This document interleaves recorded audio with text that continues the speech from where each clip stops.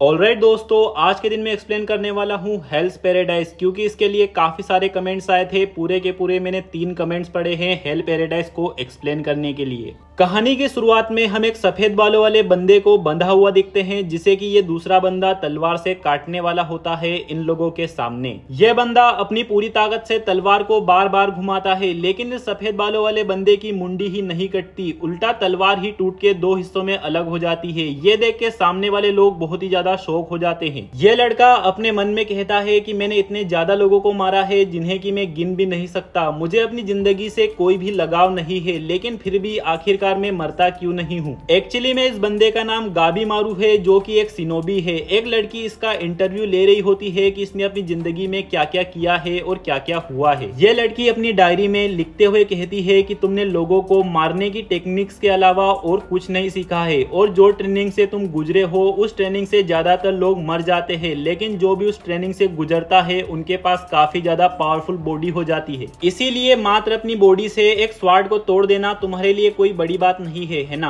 गाबी मारू कहता है हाँ बिल्कुल, वैसे भी वो बंदा तो लल्लू था, मुझे अपने निंजुत्सु का भी इस्तेमाल करने की जरूरत नहीं पड़ी। अगले सीन में ये लोग गाबी मारू को जिंदा ही जला रहे होते हैं, और अब गाबी मारू नहीं बचने वाला, क्योंकि ये आग की लपटें और धुआं दोनों ही बहुत ही ज्यादा खतरनाक है। ये लोग गाबी मारू के ऊपर जलाने से पहले एक भाले से अटैक करते हैं, लेकिन वो भाला ही टूट जाता है, और आग लगाने के बाद भी हम देखते हैं गाबी मारू को कुछ नहीं होता, वो जिंदा बच जाता है। अगले सीन में गाबी मारू वापस बंधा होता है, जो कि इस लड़की को अपने बारे में बताता है। जब मैं छोटा था मेरे पेरेंट्स को विलेज के चीफ ने मार दिया, क्यों मार दिया ये मुझे नहीं पता, और ना ही मुझे कुछ दिक्कत है। हम सिनोबीस का कोई भी ड्रीम नहीं होता, बस हमें जिन लोगों को मारने के लिए कहा जाता है हम उन्हें मार देते हैं, यही हमारी जिंदगी है। मैंने अपने विलेज से भागने की कोशिश करी और मैं पकड़ा गया। विलेज से भागना एक गुनाह है। दोस्तों, गाबी मारू अपने विलेज से भाग रहा होता है और पकड़ा जा चुका है, इसी कारण से ये लोग गाबी मारू को जान से मार रहे हैं। अगले सीन में ये लोग गाबी मारू को मारने के लिए 2 बुल्स को तैयार करते हैं। इन दोनों बुल्स से गाबी मारू के दोनों पैर बंधे होते हैं। जैसे ही ये बुल्स भागेंगे गाबी मारू का काम तमाम हो जाएगा, लेकिन जैसे ही ये लोग बुल्स को भगाते हैं गाबी मारू अपने पैरों को खींच लेता है, जिससे कि ये दोनों के दोनों बुल्स ही ढेर हो जाते हैं। गाबी मारू को कुछ नहीं होता। यही लड़की गाबी मारू के पास आकर कहती है कि भले ही तुमने कहा है कि तुम्हें जिंदा नहीं रहना, लेकिन फिर भी तुम मरने से अपने आप को बचा रहे हो। मुझे इस बात का जवाब दो कि आखिरकार तुम इस विलेज से भागना क्यों चाहते थे। गाबी मारू कहता है कि मैं इवागाकुरे का सबसे बेस्ट आदमी हूँ, इसीलिए मैं चीफ का ज्यादा करीबी था, इसी कारण से मुझे उनकी डॉटर से शादी करनी पड़ी। वो लड़की एक बहुत ही बड़ी बेवकूफ थी। आखिरकार चीफ सिनोबी की बेटी इतनी ज्यादा बेवकूफ कैसे हो सकती थी। उसकी वजह से मेरी जिंदगी में उथल पुथल मच गया। गाबी मारू की वाइफ कहती है कि जब भी तुम अंदर आओ तो तुम्हें अपने जूते निकालना चाहिए, और तुम्हें दिन में एक बार जरूर से प्रेयर करनी चाहिए गॉड से। खाना खाते समय खाने को भी थैंक यू करना चाहिए, ताकि तुम अपनी रिस्पेक्ट शो कर सको इस जिंदगी में जो कुछ तुम्हें मिल रहा है उसके लिए। दोस्तों, मेरे को तो लग रहा था कि ये गाबी मारू कोई बच्चा है कम एज वाला, लेकिन लिटरली ये तो एक मैरिड आदमी है और इसके पास खुद की वाइफ है, और तुम लोगों के पास तो गर्लफ्रेंड भी नहीं है।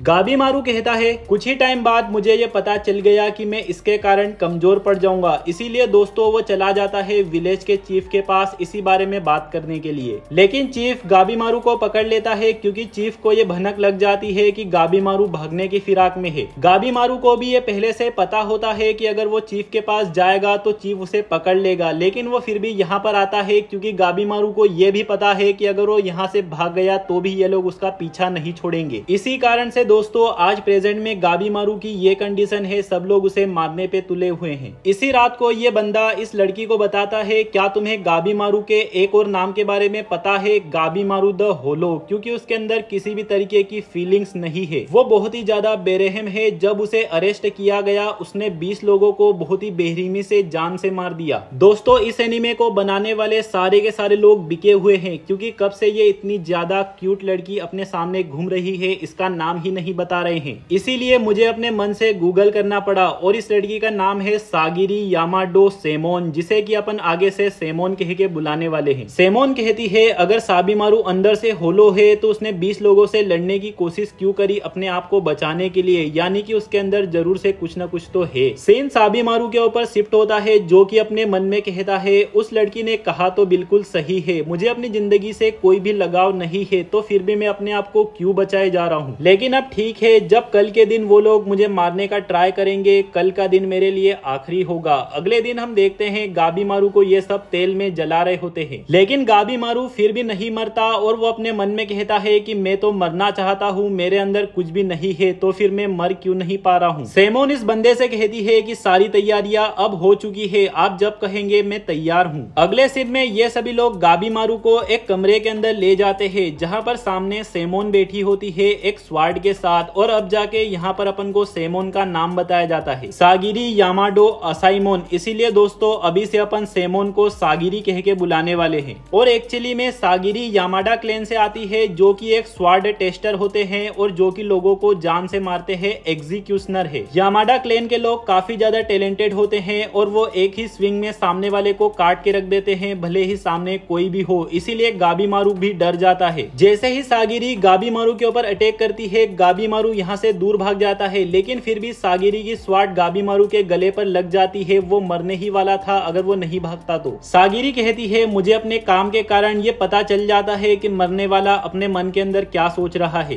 तुम्हारी स्टोरी जानकर ये कोई भी कह सकता है कि तुम अंदर से होलो हो, लेकिन फिर भी तुमने एक बात झूठ कही कि तुम जीना नहीं चाहते हो। तुम्हारे पास लगाव तो है क्योंकि तुम अपनी वाइफ से बहुत ही ज्यादा प्यार करते हो। ना ही सिर्फ तुम अपनी वाइफ को खजाना मानते हो, बाकी उसी के लिए जीना भी चाहते हो। दोस्तों हम पास्ट के सीन में देखते हैं, जो कुछ भी गाबी मारू की वाइफ गाबी मारू से कह रही होती है, वो गाबी मारू हंसते हंसते कर रहा होता है। यानी कि गाबी मारू भी काफी पसंद करता है अपनी वाइफ को। गाबी मारू को बहुत ही ज्यादा गुस्सा आ जाता है और वो सागिरी के ऊपर अटैक करने लग जाता है और कहता है कि तुम्हें मेरे बारे में कुछ नहीं पता, मैं अंदर से एक होलो हूँ। यही बात पास्ट में गाबी मारू अपनी वाइफ से भी कहता है, लेकिन उसकी वाइफ कहती है कि नहीं, तुम बहुत ही ज्यादा काइंड हो क्योंकि तुम मेरी बदसूरती के ऊपर नहीं ध्यान देते हो, तुम बाकी लोगों से अलग हो। सिनोबिस के अंदर सिर्फ मर्द फाइट करते हैं और औरतें सिर्फ बच्चों को बर्थ देती है। औरतें इंडिपेंडेंट नहीं रहती, इसी कारण से मेरे फादर ने मेरा चेहरा जला दिया ताकि मैं ऑर्डिनरी वुमेन बन के रहूं जिंदगी भर। गाबी मारू की वाइफ गाबी मारू को किस करती है और कहती है देखो अपने एक्सप्रेशंस को, एक होलो आदमी के एक्सप्रेशन इस तरीके से नहीं रहते। गाबी मारू की वाइफ को मारधाड़ नहीं पसंद है, इसीलिए वो डिसाइड करता है कि वो अपनी वाइफ के साथ एकदम शांति भरी जिंदगी को जिएगा। लेकिन ये बात विलेज के चीफ यानी कि गाबी मारू की वाइफ के फादर को मंजूर नहीं है। प्रेजेंट में गाबी मारू सागिरी के ऊपर फुल गुस्से में अटैक करते हुए कहता है कि मैं एक होलो हूँ, मेरे अंदर कुछ भी नहीं हूँ। लेकिन तभी सागिरी एक लेटर दिखाती है जिसके अंदर शोगोनेट की तरफ से गाबी मारू के सारे गुनाहों को माफ किया जाता है और उसे छोड़ने के लिए कहा जाता है। लेकिन इसमें कंडीशन ये होती है कि उसे अंडरवर्ल्ड में जाना होगा। यहाँ पर अंडरवर्ल्ड से मतलब एक ऐसी जगह से है जो कि बिल्कुल एकदम हेवन की तरह है, बहुत ही ज्यादा अच्छी, एकदम खुशहाली से भरी हुई। वहां से गाबी मारू को इलिक्सर ऑफ लाइफ यानी कि इमोर्टेलिटी का एक फ्रूट लेके आना है, लेकिन वो जगह बहुत ही ज्यादा खतरनाक है। जितने भी लोग वहां पर जाते हैं वो मारे जाते हैं, गायब हो जाते हैं, फ्लावर्स बन जाते हैं। इसीलिए शोगोनेट के ये मेन मोटे आदमी ने कहा है कि उन क्रिमिनल्स को इकट्ठा करो जिनको की मौत की सजाएं हैं, और जो भी इलिक्सर ऑफ लाइफ को लेके आएगा उनकी सजाएं माफ कर दी जाएगी, उन्हें जिंदा रहने दिया जाएगा। गाबी मारू कहता है ये सब क्या है, ये तो किसी तरीके की मनगढ़ंत कहानियों की तरह है। सागिरी कहती है लेकिन लोगों को ये सबूत मिले हैं कि लोग फ्लावर में कन्वर्ट हो गए हैं, इसी कारण से मेरा काम है उन क्रिमिनल्स को इकट्ठा करना जिनके अंदर पोटेंशियल है और जो कि जीना चाहते हैं। और मैंने तुम्हारी वाइफ के बारे में भी पता किया है, वो अभी भी तुम्हारा इंतजार कर रही है कि तुम उसके पास वापस लौट के आओगे। सागिरी कहती है क्या तुम इस चीज को एक्सेप्ट करते हो अपने आप को सही सलामत अपनी वाइफ तक पहुंचाने के लिए? तभी ये पीछे वाले लोग डिस्टर्ब करते हैं कि हम तुम्हें इसे यहाँ से नहीं ले जाने देंगे। लेकिन भाई साहब इतने में ही गाबी मारू अपने निंजुत्सु का इस्तेमाल करके इन सभी लोगों को हरा देता है। और अगर किसी को निंजुत्सु का मतलब नहीं पता तो दोस्तों नारुतो के फैंस को पता है, उनसे पूछ लेना। गाबी मारू अपनी वाइफ के लिए अंडरवर्ल्ड जाने के लिए तैयार हो जाता है और इसी के साथ सीन शिफ्ट होकर हम देखते हैं सागिरी का पास्ट। सागिरी बहुत ही छोटी होती है जो कि अपने फादर को देख रही है। सागिरी के फादर अभी अभी एक एग्जीक्यूशन करने वाले हैं क्योंकि कामाडा क्लैन का यही काम है। ये जो आदमी मरने वाला है ये एक इच्छा जाहिर करता है कि वो एक कहानी सुनाता जाएगा, उसी दौरान उसका सिर काट के मारा जाए। कहानी के बीचों बीच ही सागिरी के फादर इस आदमी को इतनी ज्यादा सफाई से मारते हैं कि इस आदमी को पता ही नहीं चलता कि इसका सिर काट के अलग हो चुका है और वो अपनी कहानी को कंटिन्यू करता है पूरी आखिरी तक। ये देखकर सागिरी कहती है मुझे भी अपने फादर जितना माहिर होना है एग्जीक्यूशन के अंदर। लेकिन वो जितनी बार भी लोगों को मारती है उसके अंदर हेजिटेशन और डर होता है, जिससे कि लोगों को तकलीफ होती है मरने में। सागिरी कहती है मुझे अपने फादर की तरह अपने मन के अंदर से डाउट्स और डर को बाहर निकालना होगा, लेकिन कैसे? शायद अगर मेरे पास कोई ऐसा टारगेट हो जो कि दया के बिल्कुल लायक नहीं है, ऐसे में मैं बेहतर कर सकती हूँ। इसी के साथ सीन प्रेजेंट में शिफ्ट होता है और हम देखते हैं उन क्रिमिनल्स को जो कि अंडरवर्ल्ड में जाने वाले हैं। जो इन लोगों के सामने पीली ड्रेस में आदमी बैठा हुआ है, इसका नाम है टोकुगावा नारियोशी और ये यहाँ का सबसे मेन आदमी है। यहाँ पर जितने भी क्रिमिनल्स बैठे हुए हैं, इन लोगों ने काफी लोगों को मारा है। किसी ने 10 लोगों को मारा है, किसी ने 20 लोगों को मारा है। ये जो आदमी यहाँ पर बैठा है, ये सिर्फ बच्चों और औरतों को निशाना बनाता है, सिर्फ अपने मजे के लिए उन्हें जान से मार देता है। ये आदमी सारे क्रिमिनल्स को दिखाता है कि जिस जगह पे तुम जा रहे हो वो कितनी ज्यादा खतरनाक है, तुम्हारा भी ऐसा हशर हो सकता है इस आदमी की तरह। साथ ही साथ तुम जितने भी क्रिमिनल्स अंडरवर्ल्ड में जाओगे, तुम लोगों के साथ एक एक टानाडा क्लैन से मेंबर रहेगा तुम लोगों के ऊपर नजर रखने के लिए। जिस भी टानाडा क्लैन के मेंबर के साथ तुम्हारा पेयर बना है, अगर वो गलती से मर गया किसी भी कंडीशन में, तो तुम्हें भी एग्जीक्यूट कर दिया जाएगा। और दोस्तों यहाँ पर ज्यादा क्रिमिनल्स मौजूद है और टानाडा क्लैन के मेंबर्स कम है, और जिस बोट में ये लोग जाने वाले हैं उसकी कैपेसिटी भी कम है। तो ये लोग क्रिमिनल्स को घटाने के लिए आप सब भी सोच सकते हो क्या जुगाड़ लगाते हैं। ये लोग सारे क्रिमिनल्स को आपस में लड़वा देते हैं, जो भी जिंदा रहेगा वही हमारे साथ अंडरवर्ल्ड में जाएगा। इसीलिए ये क्रिमिनल्स एक दूसरे को मारने लग जाते हैं। इससे ये भी फायदा होगा कि कमजोर लोग पहले ही साफ हो जाएंगे, सिर्फ स्ट्रॉन्ग लोग ही बचेंगे। हम यहाँ पर कुछ स्पेशल लोगों को देखते हैं जो कि नॉर्मल से ज्यादा पावरफुल हैं। यहाँ पर चुनिंदा 2-4 क्रिमिनल्स के बारे में बताया जाता है, लेकिन जो सबसे ज्यादा फेमस है वो है गाबी मारू। गाबी मारू अपनी जगह पर एकदम खड़ा होता है, वो बिल्कुल भी नहीं हिलता, फिर भी उसके ऊपर कोई भी अटैक नहीं करता। सागिरी पूरे टाइम से गाबी मारू को बहुत ही बारीकी से ऑब्जर्व कर रही होती है। साथ ही साथ उसके पसीने छूट रहे होते हैं क्योंकि ये सारे क्रिमिनल्स एक दूसरे को बहुत ही बेरहमी के साथ मार रहे हैं। सागिरी के पास एक कामाडा क्लैन का मेंबर आता है और दोस्तों मेरे को लगता है कि ये सागिरी का बड़ा भाई है। ये बंदा कहता है कि मेरे हिसाब से तुम इस जॉब के लिए बिल्कुल भी सही नहीं हो। आखिर तुम एक वॉरियर की बेटी हो, तुम्हें इस तरीके से खामखा अपनी जान को खतरे में नहीं डालना चाहिए। सागिरी कहती है मैं ये कर सकती हूँ। साथ ही साथ वो अपनी बचपन की मेमोरीज को याद करती है, जिसके अंदर यामाडा क्लैन के लोग बॉडीज के ऊपर अपनी तलवारबाजी की प्रैक्टिस करते हैं और उसे दूसरी क्लैन के बच्चे पत्थर मार मार कर भगा देते हैं कि तुम एक मर्डरर हो, तुम बहुत ही बेकार फैमिली से आती हो, जान लेती हो। इसी कारण से कारीगी बचपन से परेशान होते हुए आ रही है और वो नॉर्मल लाइफ नहीं जी सकती है। यानी कि दोस्तों यामाडा क्लैन के लोगों के पास में रह करके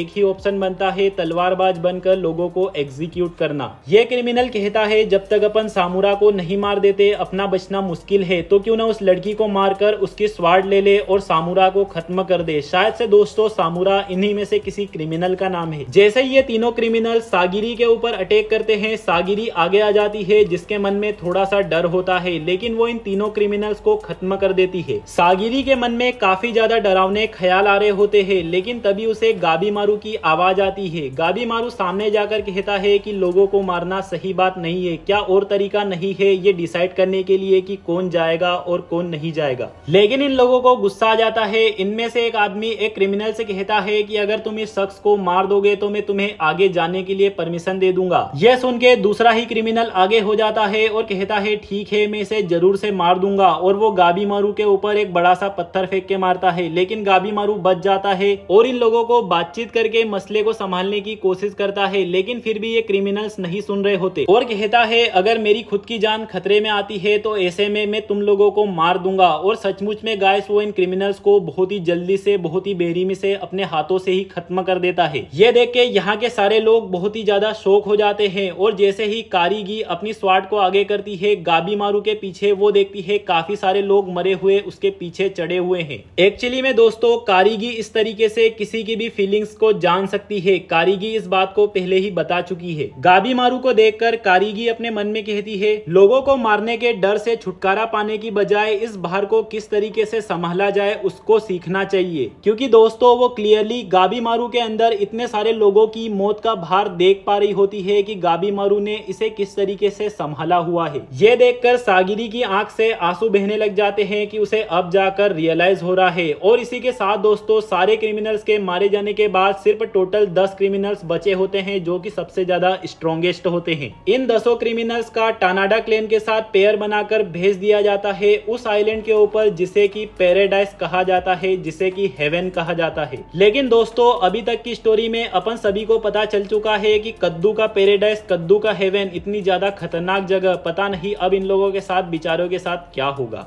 इसी के साथ सीन गाबीमारू के पास्ट में शिफ्ट हो जाता है और हम देखते हैं जो विलेज का चीफ होता है वो भी एक तरीके का इमोर्टल आदमी है, क्योंकि उसके ऊपर कितने भी अटैक किए जाते हैं वो कभी नहीं मरता है, क्योंकि उसने भी किसी तरीके की मेडिसिन खा रखी है, बिल्कुल ही इलिक्सर ऑफ लाइफ की तरफ। प्रेजेंट में ये लोग उस आइलैंड पर पहुंच चुके हैं जहां पर इलिक्सर ऑफ लाइफ मिल सकता है। गाबीमारू सागिरी से कहता है तुम्हारे चेहरे को देखकर लग रहा है तुम्हें विश्वास नहीं है, लेकिन इलिक्सर ऑफ लाइफ सचमुच में मौजूद होता है। ये दोनों साथ में आगे बढ़ते हैं। सागिरी कहती है सचमुच में ये जगह कितनी ज्यादा खूबसूरत है। गाबीमारू कहता है खूबसूरत नहीं, डरावनी, यहाँ पर अपने साथ कुछ भी हो सकता है, इसीलिए संभल कर रहना। जैसे ही गाबीमारू अपने हाथों को खोल लेता है, सागिरी उसकी गर्दन पे तलवार रखकर कहती है कि मैं तुम्हारी कोई साथी नहीं हूँ, मैं तुम्हारे ऊपर नजर रखने के लिए हूँ। अगर तुम किसी भी रूल को फॉलो नहीं करोगे तो मैं तुम्हें जान से मार दूंगी। सोगोनेट के रूल के हिसाब से तुम्हारे हाथों को बंधा होना चाहिए, इसीलिए दोस्तों वो गाबीमारू के हाथों को वापस बंधवा देती है। लिटरली दोस्तों ये क्या ही तो स्ट्रिक्ट लड़की है, लेकिन बहुत ही ज्यादा क्यूट भी है, साथ ही साथ एक एग्जीक्यूशनर है। ये सुन के मेरे को डर लगता है, बाबा दूर रहो इससे। जैसे ही सागिरी गाबीमारू के हाथों को दोबारा से बांधने वाली होती है, भाई साहब उसके ऊपर एक बहुत ही खतरनाक अटैक हो जाता है। यह अटैक किया है एक बहुत ही ज्यादा खतरनाक क्रिमिनल ने, जिसका नाम है ट्विस्टेड केयुन। केयुन को वेपन से काफी ज्यादा लगाव होता है, इसीलिए वो बहुत ही खतरनाक वॉरियर्स के पास से वेपन्स को चुरा लेता है और लोगों को मारता है। केयुन और सागिरी को लगता है इस अटैक के कारण गाबीमारू मर चुका है, लेकिन गाबीमारू को कुछ नहीं होता। ये देख के ये दोनों ही सरप्राइज हो जाते हैं। ये जो सामने की ओर एग्जीक्यूशनर खड़ा है इसका नाम है किशोडोनो। सागिरी किशोडोनो से पूछती है कि तुम ये क्या कर रहे हो, लेकिन किशोडोनो सागिरी की इंसल्ट करने लग जाता है। सागिरी तुम हमेशा की तरह बहुत ही ज्यादा कमजोर हो, और वो गाबीमारू को बताता है कि सागिरी की रैंक सबसे ज्यादा कमजोर है हम असाइमोन्स के अंदर। किशोडोनो कुछ और भी बताता, लेकिन सागिरी उसे इंटरप्ट कर देती है। इतने में ही केयुन अपने हथियारों को आगे करके गाबीमारू से कहता है मुझे इग्नोर करने की हिम्मत भी मत करना, और तुम्हें भी पता होगा हथियारों की असली पहचान जब उनके ऊपर खून लगता है तभी होती है, इसीलिए तुम तैयार हो जाओ। मैं क्रिमिनल्स को मारकर कम कर दूंगा, जिससे कि मैं आराम से इलिक्सर ऑफ लाइफ को ढूंढकर अकेला जिंदा रह सकूं। दोस्तों यहाँ पर हमें एक चीज सीखने को मिलती है कि अगर कंपटीशन कुछ ज्यादा ही तगड़ा है तो कॉम्पिटिटर को ही रास्ते से हटा दो।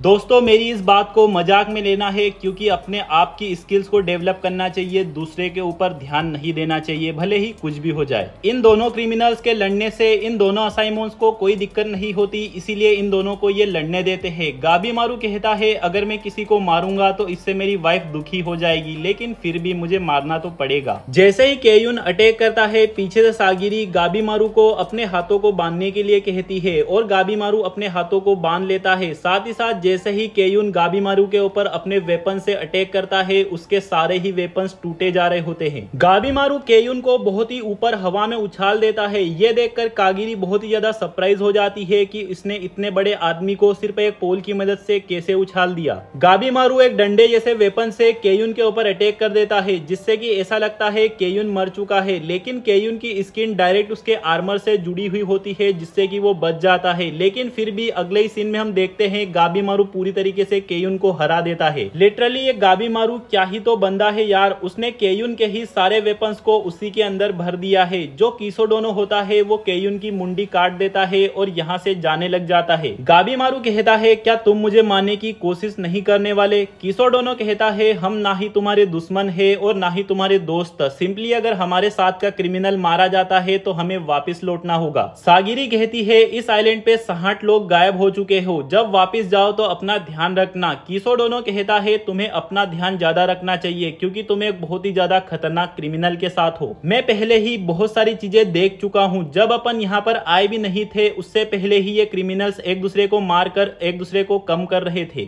कुछ लोगों ने एक दूसरे के साथ टीम ज्वाइन कर ली, या फिर कह सकते हैं सिर्फ नाटक कर रहे हैं। ये क्रिमिनल्स उस तरीके के लोग हैं जिन्होंने कभी रूल्स को फॉलो नहीं किया, तो ये आज क्यों फॉलो करेंगे? इनके लिए जो जरूरी होगा सरवाइव करने के लिए वो ये सब कुछ करेंगे। सागिरी कहती है लेकिन अगर ये लोग रूल्स को फॉलो नहीं करेंगे तो इन्हें माफी नहीं मिलेगी। किशोडोनो कहता है इसीलिए मैं तुम्हें मंद बुद्धि कहता हूँ। सोगोनेट की प्रायोरिटी है इलिक्सर ऑफ लाइफ, वो तुम्हें कैसे भी लानी है, भले ही तुम रूल्स को फॉलो करो या ना करो। कुछ लोगों के लिए रूल्स कोई भी मायने नहीं रखते, जैसे कि इस आदमी के लिए। क्या तुम चाहती हो हो मैं तुम्हारे लिए इसका ध्यान रखूं। और वो जैसे ही अपनी स्वाट को बाहर निकालता है गाबीमारू के खिलाफ, लेकिन गाबीमारू बहुत ही तेजी से किसोडोनो के सामने आ जाता है और उसे उसकी तलवार ही नहीं निकालने देता। गाबीमारू कहता है मेरे पास बर्बाद करने के लिए बिल्कुल टाइम नहीं है, इससे मैं अपनी वाइफ के पास देरी से पहुंचूंगा, इसीलिए मुझे अपना काम करने दो। किसोडोनो कहता है मैं तुम्हें एक प्रिडिक्शन बताता हूँ, कुछ ही देर में सारे क्रिमिनल्स मारे जाएंगे, सिर्फ एक ही जिंदा रहेगा। उसके बाद सोगोनेट कुछ और लोगों को भेजेगा दूसरी टीम बनाकर। दूसरी टीम से मतलब है इवागाकुरे को। और दोस्तों इवागाकुरे मतलब अपने गाबीमारू की तरह ही दूसरे सोल्जर्स। और दोस्तों हम दूसरी ओर देखते हैं जो बात किसोडोनो ने कही है वो सही जारी होती है। क्रिमिनल्स एक दूसरे को मार रहे होते हैं और बहुत ही कम क्रिमिनल्स बचते हैं। ये जाइंट क्रिमिनल तो अपने साथ वाले असाइमोन को ही मार देता है। वो असाइमोन इसके खिलाफ में कुछ नहीं कर पाता क्योंकि ये कुछ ज्यादा ही खतरनाक और पावरफुल है। किसोडोनो जाते जाते कहता है मैं तुम्हें वार्निंग देता हूँ, क्रिमिनल्स के खिलाफ अपने गार्ड को डाउन मत करना। और इसी के साथ वो यहाँ से चला जाता है। कारीगी अपने मन में कहती है हाँ ये कहे तो सही रहा है, हम लोग इतने दिनों से साथ में ट्रेवल कर रहे हैं लेकिन फिर भी मैं इसके कैरेक्टर को नहीं समझ पाई हूँ। इतने में गाबीमारू सचमुच में कारीगी के ऊपर अटैक कर देता है उसे जान से मारने के लिए। कारीगी अपने मन में कहती है हाँ मैं सही हूँ, मैं इसके नेचर को अभी तक नहीं समझ पाई हूँ। इसी के साथ दोस्तों हम गाबीमारू के एक पास्ट सीन को देखते हैं जिसके अंदर विलेज का चीफ गाबीमारू के पेरेंट्स को मार देता है क्योंकि जो गाबीमारू के पेरेंट्स है वो जोनिन्स होते हैं। दोस्तों शिनोबी वर्ल्ड के अंदर जोनिन्स का मतलब एक बहुत ही बढ़िया रैंक होती है। गाबीमारू के पेरेंट्स भी काफी पावरफुल लोग थे। जैसे ही गाबीमारू पैदा होता है गाबीमारू के पेरेंट्स विलेज को छोड़ने के लिए परमिशन मांगते हैं ताकि वो अपनी लाइफ शांति से जी सके, लेकिन विलेज का चीफ इन दोनों को मार देता है। विलेज का चीफ कहता है कितने बेकार जोनिन्स है, अब मैं गाबीमारू को एकदम सही तरीके से रेस करूंगा। और वो कहता है देखो गाबीमारू अपने पेरेंट्स को, लव हमेशा अपने आप को कमजोर बना देता है। जब तक तुम अपने इमोशंस को नहीं मारोगे तब तक तुम किसी को भी प्रोटेक्ट नहीं कर पाओगे। दोस्तों इसका मतलब जो विलेज का चीफ है वो गाबीमारू को इसी तरीके से पाल पोस कर बड़ा करता है।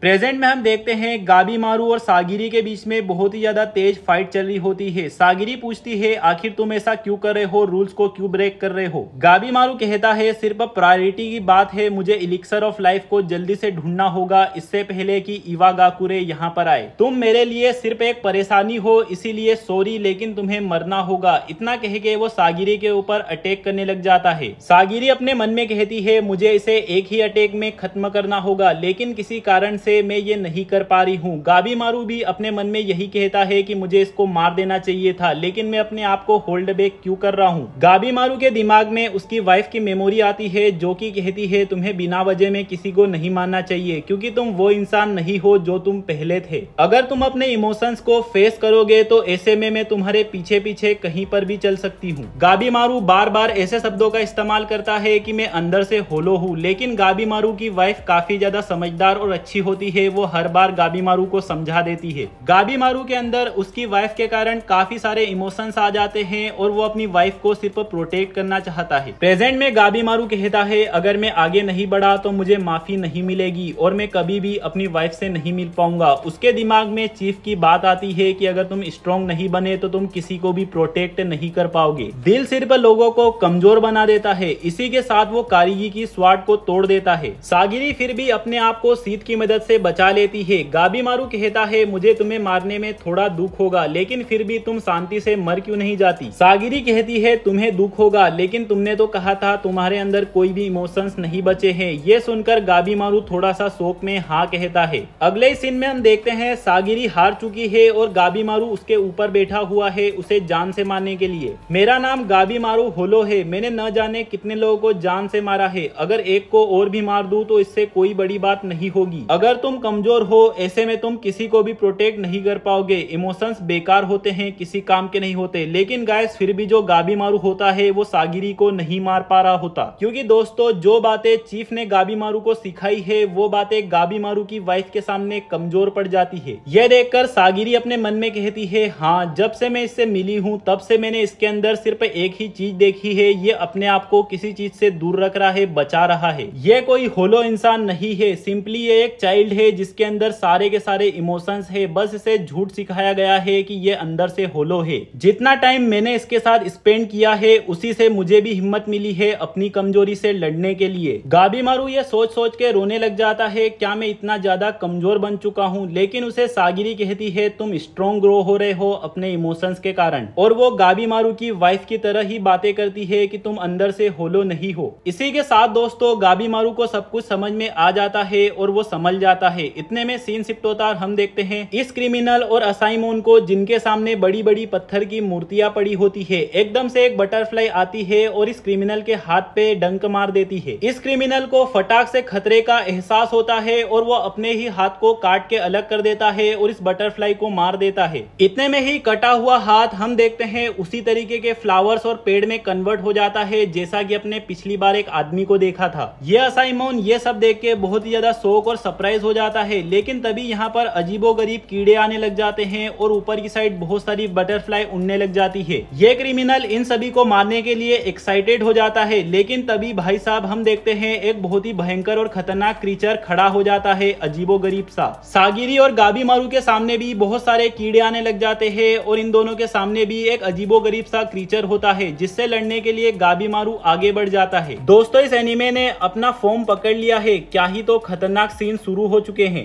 इसी के साथ दोस्तों सीन शिफ्टोदार हम देखते हैं इसी क्रिमिनल को, जिसका नाम है गांतेत्सु साई तामिया, और अपन इसकी बैक स्टोरी देखते हैं। तामिया को लोग ब्लेड ड्रैगन नाम से भी जानते हैं, लेकिन अपन तो इसे तामिया कहेंगे। तामिया जहां पर रहता है वहां पर वो स्ट्रॉन्ग लोगों को ढूंढते रहता है। ऑफ कोर्स सी बात है, तामिया काफी पावरफुल शख्स है, इसीलिए वहां का लॉर्ड उसे अपने लिए बॉडीगार्ड रखना चाहता है। तामिया कहता है लॉर्ड एक बढ़िया आदमी है, साथ ही साथ इसके पास एक मेंशन भी है जिसके ऊपर एक बहुत बड़ा ड्रैगन बना हुआ है। ये बात मुझे काफी ज्यादा अच्छी लगी। तामिया और लॉर्ड आपस में बातचीत कर रहे होते हैं, तभी नशे नशे में लॉर्ड कहता है कि भले ही तुम्हारे नाम के अंदर ब्लेड ड्रैगन है, लेकिन अगर असलियत में ड्रैगन आ जाए तो वो जरूर से तुम्हें काट के अलग कर देगा। ऐसा सुन के तामिया को बहुत ही गुस्सा आ जाता है और वो बाहर गेट पे बने हुए ड्रैगन को काट के दो हिस्सों में अलग कर देता है। वो दिखा देता है कि असलियत में ड्रैगन कौन है। फिर इसी कारण से लॉर्ड और उनकी क्लैन के लोग तामिया को मौत की सजा सुना देते हैं। तामिया अपनी यही वाली स्टोरी अपने असाइमोन को सुना रहा होता है, जिसका नाम है तामेशी इत्तोर्यू, जो कि 9th रैंक का असाइमोन है। तामेशी कहता है तुम तो एक बहुत ही गुस्सेल आदमी हो, इसीलिए मैं तुम्हें समझ नहीं पा रहा हूँ। तामिया कहता है समझ तो मैं भी तुम्हें नहीं पा रहा हूँ, ये जो तुम्हारे पास वेपन्स है ये डाइसेक्ट करने के लिए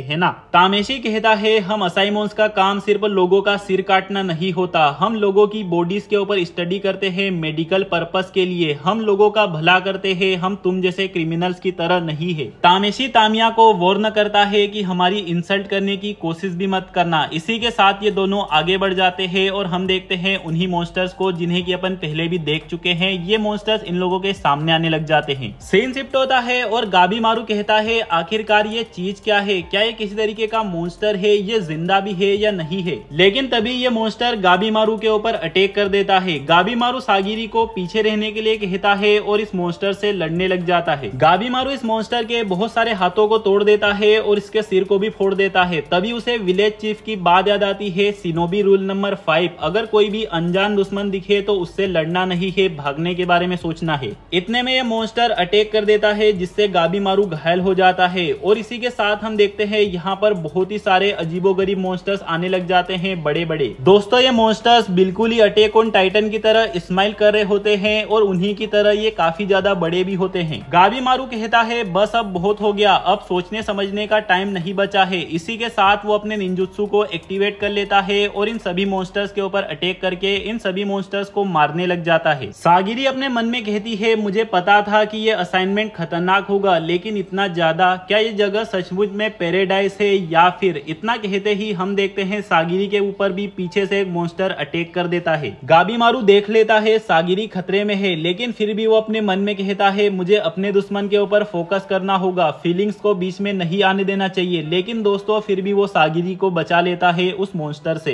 तभी इन बचे हुए दो मॉन्स्टर को एक असाइमोन आके मार देता है और हम देखते हैं यहाँ पर दो नए असाइमोन और एक क्रिमिनल लड़की आ चुकी है। ये लड़की गाबीमारू को बड़े ही प्यार से कहती है गाबी मैं तुमसे इम्प्रेस हो चुकी हूँ, तुमने इतने सारे मॉन्स्टर्स को अकेले मार दिया और इस लड़की को बचा लिया, तो क्यों ना अपन साथ मिलके काम करें। और ये लड़की जिसका नाम युजुरिहा है ये गाबीमारू को सेड्यूस करने लग जाती है, लेकिन इसका गाबीमारू के ऊपर कोई असर नहीं पड़ता। ओए लड़की दूर भाग जा यहाँ से, करीब ना आइयो। इसी के साथ दोस्तों काफी सारे सवाल मन में आ रहे हैं, ये लोग आगे किस तरीके से सरवाइव करने वाले हैं और क्या गाबीमारू इस लड़की के साथ टीम अप करता है या नहीं करता है, ये सब जानने के लिए अपन को पार्ट 2 देखना होगा, जो कि अभी 1-2 दिन में आने वाला है। सारे भाई लोग चैनल को सब्सक्राइब कर देना और बेल आइकन को ऑल पे सिलेक्ट कर देना, जैसे ही अगला पार्ट आएगा सभी को पता चल जाएगा।